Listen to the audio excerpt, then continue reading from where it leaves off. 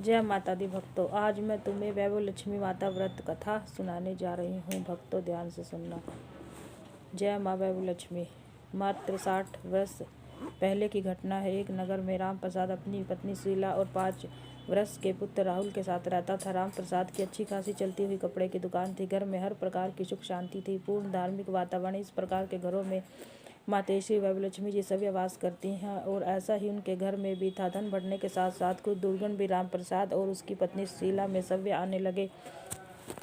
सुशीला तो अपने सौभाग्य पर कुछ इस कदर इतरा गई कि उसने साधु संतों की सेवा तो छोड़ ही दी। राम प्रसाद पर अधिक धन कमाने का भूत सवार हुआ कि वह सभी धर्म कर्म भूल गया। अब स्वर्ग जैसा घर साक्षात नरक बन चुका था। अब ना तो उन दोनों में से कोई मंदिर जाता था और ना ही भिखारी को एक चिपटी आटा मिलता था। जल्दी से जल्दी करोड़पति बनने के चक्कर में राम प्रसाद ने पहले सट्टा और फिर जुआ खेलना प्रारंभ कर दिया। वह गुड़ दौड़ में भी दांव लगाने लगा था। हराम की दौलत की चाह और जुए का यह शौक उस पर इस कदर हावी हो गया कि वह कई दिनों तक दुकान न खोलता। कभी खोलता तो किसी ग्राहक से सीधे मुंह बात न करता। इस प्रकार उसकी दुकान पूरी तरह तबाह हो गई। वह दुकानदार सेठ राम प्रसाद अब एक जुआरी और शराबी राम प्रसाद का रूप ले चुका था। जिस राम प्रसाद के पास 1.5 साल पहले अपने घर का मकान, अच्छी चलती हुई दुकान थी, आज वह पैसे को मोहताज था। ना तो सिर छिपाने के लिए कोई ठिकाना था और ना ही 2 वक्त की रोटी का कोई जुगाड़। बड़ी मुश्किल से एक किसी गंदी बस्ती में झोपड़ी उसने किराए पे ली। शीला 3-4 घरों में चौका बर्तन करके किसी तरह घर का खर्च चला रही थी। राम प्रसाद कभी कभार जो मेहनत मजदूरी कर लेता, उन पैसों की शराब पी जाता। बालक राहुल अब 7 वर्ष का हो चुका था, किंतु उसका स्कूल जाना तो दूर, घर में रोटियों तक के लाले थे। राम प्रसाद घर में रोज कलेश तो करता ही, जिस दिन शराब पीकर आता उस दिन नशे में पत्नी शीला और पुत्र को राहुल को बुरी तरह मारता भी था। एक दिन बालक राहुल ने अपनी माँ शीला से कहा, माँ, पहले तो पिताजी बहुत अच्छे थे, वह मुझे कितना प्यार करते थे, कितने अच्छे कपड़े पहनकर दुकान जाते थे, आपके लिए कितनी चीज़ें लाते थे, हम रोज मंदिर जाते थे, वहाँ भगवान की पूजा करते थे। आज मेरा मन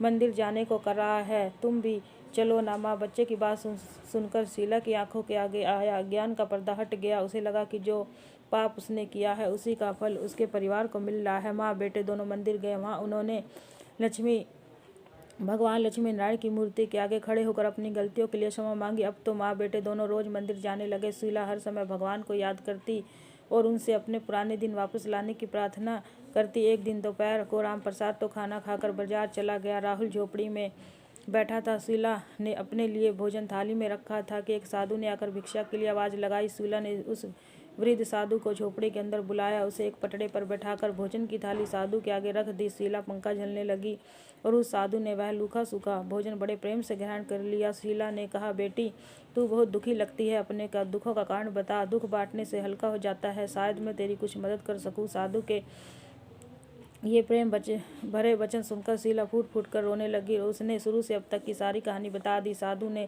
शीला को धीरज बांधते हुए कहा, बेटी, सुख के बाद जिस प्रकार दुख आता है उसी प्रकार दुख के बाद सुख भी अवश्य आएगा। इस बात का भरोसा रखो। पूर्व जन्म के कर्म और इस जन्म के किए कार्यों के अनुसार ही आदमी को सुख अथवा दुख मिलते हैं, परंतु निराश ना हो। हर रोग की दवा है तुम मातेश्वरी वैभव लक्ष्मी का व्रत करो, तुम्हारा दुर्भाग्य हट जाएगा। अगर तुम विधि विधान पूर्वक मातेश्वरी वैभव लक्ष्मी का यह व्रत करोगी तो तुम पहले से भी अधिक सुखी और प्रसन्न हो जाओगी, इसमें रचमात्र भी संदेह नहीं। शीला वैभव लक्ष्मी व्रत के बारे में कुछ नहीं जानती थी। उसने साधु महाराज से व्रत की विधि विधान बताने की प्रार्थना की। तब साधु महाराज बोले, हे पुत्री, सारे जगत का कल्याण करने वाली माँ वैभव लक्ष्मी के व्रत की विधि मैं तुम्हारे अन्य दुखी जनों के कल्याण हेतु तुम्हें बता रहा हूँ। इस प्रकार शुक्रवार को यह व्रत करना चाहिए। सर्वप्रथम जितने शुक्रवार यह व्रत करना हो उतने दिनों का संकल्प लेकर माँ वैभव लक्ष्मी को मन ही मन प्रणाम करें।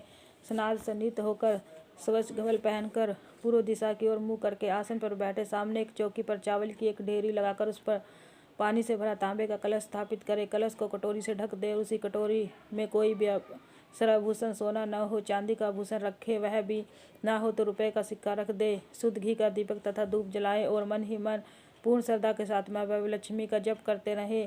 शेर यंत्र माँ लक्ष्मी का प्रिय यंत्र है, सत नमन करें। साथ ही पुस्तक में दी गई माँ वैभव लक्ष्मी के सभी स्वरूपों को नमस्कार करके मातेश्वरी के चित्र यंत्र की पूजा करने के बाद कटोरी में गहना, रुपया, हल्दी, कुमकुम तथा शक्त अर्पित करें। कोई भी मिष्ठान प्रसाद के रूप में रखे। श्रद्धापूर्वक माँ की आरती करके 14 बार प्रेम सहित बोले, जय माँ वैभवलक्ष्मी। साधु महाराज ने कहा, हे पुत्री, इस व्रत में संपूर्ण महत्व भावना का है। पूजा में आप मंत्र पढ़ें अथवा नहीं, मातेश्वरी को कम वस्तुएं अर्पित करें अधिक, परंतु पूजन के अंत में सभी भक्त मिलकर आरती अवश्य करें। मातेश्वरी वैभवलक्ष्मी की आरती करते समय घंटा नहीं बजाना चाहिए। फिर आरती तथा भजन गाएं तथा लक्ष्मी चालीसा आदि यथाशक्ति पाठ करें। अंत में कम से कम एक कन्या को भोजन करावें। उसे कम से कम एक पुस्तक श्री वैभवलक्ष्मी व्रत कथा की अवश्य भेंट करें। कन्या को अपनी सामर्थ्य अनुसार दक्षिणा भी देनी चाहिए। इस व्रत में वैभवलक्ष्मी व्रत कथा की पुस्तक के दान का बड़ा महत्व है, क्योंकि उस पुस्तक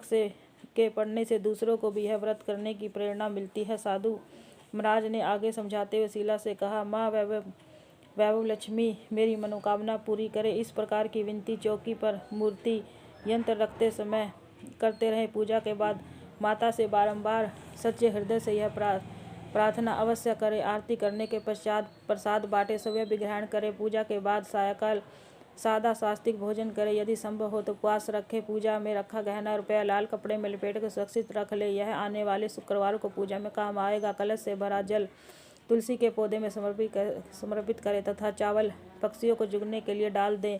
इस सात व्रत विधि से व्रत करने वालों को शीघ्र ही फल अवश्य मिलता है। महात्मा जी से इस व्रत के बारे में सुनकर शीला ने उसी समय मातेश्वरी वैभवलक्ष्मी के इस व्रत को करने का मन ही मन संकल्प लिया। उद्यापन के लिए भी साधु महाराज से पूछने का आग्रह किया। साधु महाराज बोले, हे पुत्री, व्रत के समान ही अन्य शुक्रवारों की भांति इस दिन भी पूजन करें, परंतु प्रसाद में खीर अवश्य रखें। पूजा के बाद नारियल फोड़कर 7 कुमारी कन्याओं के चरण धोकर कुमकुम का तिलक लगाकर पूजन करें। उन्हें सामर्थ्य अनुसार दक्षिणा दे। जितने दिन व्रत किया है उतनी या कम से कम 11 माँ वैभवलक्ष्मी व्रत की पुस्तक भक्तों में अवश्य बांटे और प्रसाद के रूप में खीर वितरित करें। अब माँ वैभवलक्ष्मी के सभी स्वरूपों को मन ही मन नमन करते हुए कहे, हे माँ, यदि मैंने शुद्ध तथा निर्भय हृदय से आपका व्रत पूर्ण किया है तो मेरी मनोकामना यहाँ पर अपनी मनोकामना का स्मरण करें, अवश्य पूरी करना। दूसरे ही दिन शुक्रवार था। शीला पर अधिक पैसे ना थे। अंत वैभवलक्ष्मी व्रत कथा की एक पुस्तक ले आई। पुस्तक में छपे माता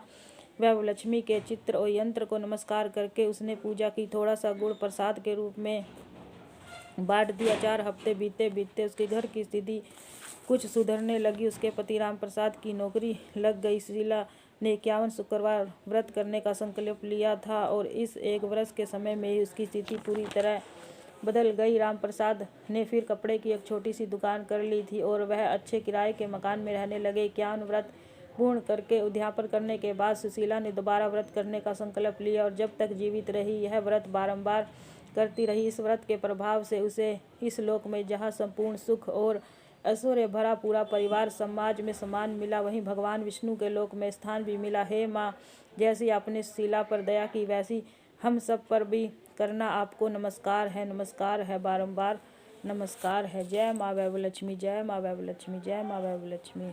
भक्तों, अगर मेरी कथा पसंद आई हो तो इसे लाइक और सब्सक्राइब जरूर करना चैनल को। जय माता दी।